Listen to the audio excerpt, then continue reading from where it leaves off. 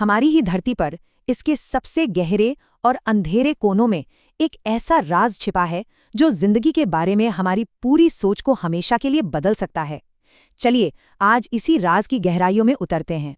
जरा सोचिए, समुद्र के नीचे एक ऐसी झील जो इतनी खतरनाक है कि उसमें जाने वाला कोई भी जीव तुरंत मर जाता है, लेकिन फिर उसकी बॉडी हजारों साल तक वैसी की वैसी ही रहती है। ये है गहरे समुद्र की ब्राइन पूल्स, हमारी धरती की सबसे अजीब जगहों में से एक। लेकिन ये झीलें सिर्फ कोई अजूबा नहीं है। असल में ये हमारे ग्रह के बहुत बहुत पुराने अतीत में झांकने की एक खिड़की की तरह है। एक ऐसी दुनिया जब धरती आज जैसी बिल्कुल नहीं थी, एक एलियन ग्रह जैसी लगती थी। तो ये ब्राइन पूल है क्या? कल्पना कीजिए, समुद्र के अंदर ही एक और समुद्र, एक ऐसा तालाब जो इतना ज्यादा खारा और भारी है कि वो आसपास के समुद्री पानी में घुलता नहीं, बल्कि अपने एक अलग झील बनाकर समुद्र के तल पर बैठ जाता है। ये पूल सिर्फ खारेपन की वजह से ही जानलेवा नहीं है, इनमें तो जहर का एक पूरा कॉकटेल घुला हुआ है। यहाँ बिल्कुल भी ऑक्सीजन नहीं होती और ये जहरीली गैसों और धातुओं से भरे होते हैं। मतलब कोई भी जीव जो गलती से भी इसमें तैरकर चला जाए, उसके लिए ये मौत का कुआं है, वो भी तुरंत। अगर हमें जिंदगी की कहानी समझनी है तो हमें पहले ऑक्सीजन की कहानी को समझना होगा। अरबों साल पहले द ग्रेट ऑक्सीडेशन इवेंट नाम की एक घटना ने सब कुछ बदल दिया। इसने एक नियम बनाया, धरती पर किसी भी जटिल जीव को जिंदा रहने के लिए ऑक्सीजन चाहिए, और वो ऑक्सीजन आएगी सूरज की रोशनी से होने वाले प्रकाश संश्लेषण यानी फोटोसिंथेसिस से। पर क्या हो अगर ये नियम ही गलत हो? और बस यहीं पर हमारी कहानी में एक ऐसा मोड़ आता है जिसकी किसी ने कल्पना भी नहीं की थी। एक ऐसी वैज्ञानिक खोज जो ऑक्सीजन और गहरे समुद्र के बारे में हमारे हर नियम को चुनौती देने वाली थी। साल था 2013। गहरे समुद्र के वैज्ञानिक एंड्रयू स्वीटमैन और उनकी टीम प्रशांत महासागर के क्लैरियन क्लिपर्टन जोन में थे। ये जगह समुद्र में बहुत नीचे है। वे वहां समुद्र की सेहत की जांच कर रहे थे, लेकिन उन्हें कुछ ऐसा मिलने वाला था जो साइंस की किताबों को बदल सकता। देखिए, साइंस का हिसाब किताब तो बहुत सीधा था। ऑक्सीजन समुद्र की सतह पर फोटोसिंथेसिस से बनती है, तो जाहिर है आप जितना गहरा जाएंगे सूरज की रोशनी उतनी कम होगी और ऑक्सीजन का लेवल भी उतना ही कम होता जाएगा। एक बेसिक सा नियम है। लेकिन उनके उपकरणों ने कुछ ऐसा दिखाया जिससे वे चौंक गए। ऑक्सीजन का लेवल कम नहीं हो रहा था, बल्कि वो तो बढ़ रहा था। उस गहरे घने अंधेरे में जहां सूरज की रोशनी का पहुंचना नामुमकिन है, कहीं से ऑक्सीजन बन रही थी। उन्होंने इसे नाम दिया डार्क ऑक्सीजन। अब ये एक ऐसी पहेली थी जिसका कोई जवाब नहीं था। बिना सूरज की रोशनी या किसी पौधे के आखिर ऑक्सीजन आ कहां से रही थी? जांच शुरू हुई और सारे सुराग एक बहुत ही अजीब सी चीज की तरफ इशारा कर रहे थे। एंड्रू स्वीटमैन की नज़र समुद्र के तल पर बिखरे हुए छोटे छोटे आलू के आकार के पत्थरों पर पड़ी। इन्हें पॉलीमेटेलिक नोड्यूल कहते हैं, जो असल में धातुओं के ठोस गोले होते हैं। क्या ये मुमकिन था कि इन बेजान चट्टानों का इस रहस्यमयी ऑक्सीजन से कोई लेना देना? तो इसे परखने के लिए उन्होंने लैब में एक एक्सपेरिमेंट किया। उन्होंने एक नोड्यूल लिया, उसे अच्छी तरह साफ किया ताकि उस पर कोई बैक्टीरिया ना रहे, और फिर उसे गहरे समुद्र जैसे माहौल में एक जार में बंद कर दिया। और नतीजा चौंकाने वाला था।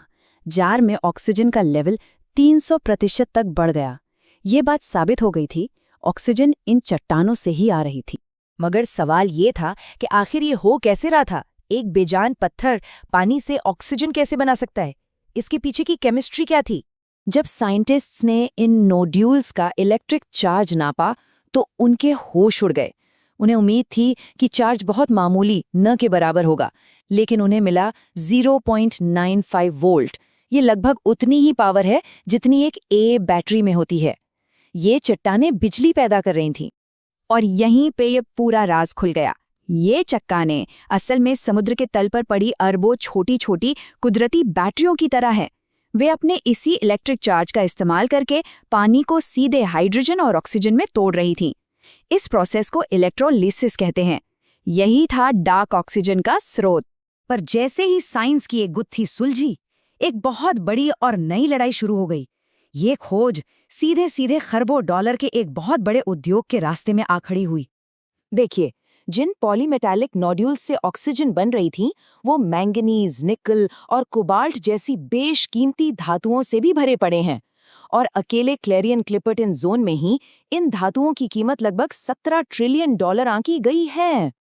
और इन धातुओं को निकालने के लिए कंपनियों को समुद्र के तल पर माइनिंग करनी होगी।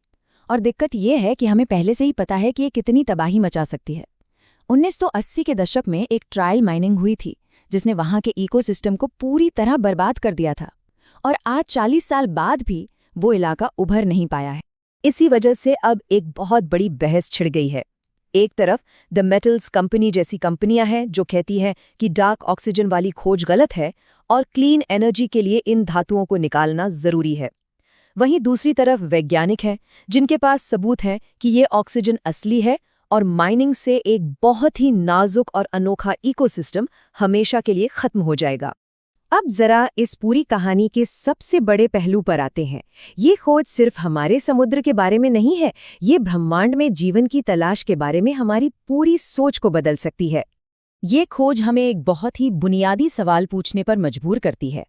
हम हमेशा ऐसे ग्रहों की तलाश करते हैं जो अपने तारे से एक सही दूरी पर हों, जिसे गोल्डिलॉक्स जोन कहते हैं, ताकि वहां पानी तरल अवस्था में रह सके। ऐसा इसलिए क्योंकि हम मानते हैं कि जीवन को सूरज की रोशनी से मिलने वाली ऊर्जा चाहिए।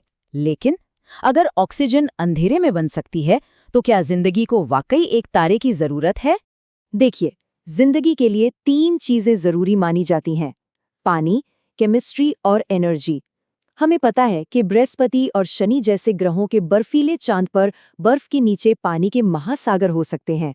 वहाँ केमिस्ट्री भी हो सकती है, बस एनर्जी की कड़ी हमेशा से गायब थी। डार्क ऑक्सीजन अब वो एनर्जी का सोर्स बन सकता है, जिससे एलियन लाइफ की तलाश के लिए अनगिनत नई दुनियाओं के दरवाजे खुल जाते हैं। तो अभी की स्थिति ये है कि गहरे समुद्र में माइनिंग पर फिलहाल एक अस्थायी रोक लगी हुई है। और अच्छी खबर ये है कि एंड्रयू स्वीटमैन और उनकी टीम को अपना जरूरी काम जारी रखने के लिए और फंडिंग भी मिली है, ताकि वे इस अविश्वसनीय इकोसिस्टम को और बेहतर तरीके से समझ सकें। और ये खोज हमें एक बहुत बड़े सवाल के साथ छोड़ जाती है। अगर जिंदगी हमारे ही ग्रह पर सबसे मुश्किल और अंधेरी जगहों पर पनप सकती है, तो सोचिए इस विशाल ब्रह्मांड में और कहां-कहां ये हमारा इंतजार कर रही होगी।